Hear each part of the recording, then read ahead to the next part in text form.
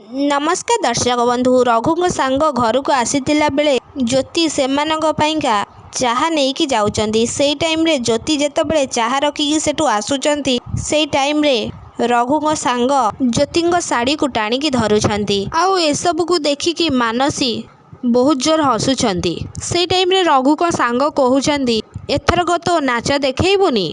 तापर ज्योति पछकू बुलिकी तांको साड़ी को से लोक पाखरु टाणी आणुछंती।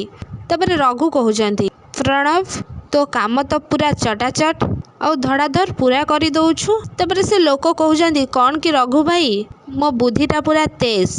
जेतेबेले ज्योति सेठू जीवाकू लागुछंती, सेई टाइम रे से लोक जाईकी ज्योति सामने रे छिड़ा हो जाउछंती। ज्योति की कहउछंती, अरे रे रे लाजई गल ना कौन, लाज कौन पाई मो। ज्योति ए कथा शुणिकी बहुत रागी जाउछंती आउ से लोक ऊपर हाथ उठे दउछंती, किंतु से लोक ज्योति हाथ को धरी पकाउछंती आउ जोर से हसुछंती।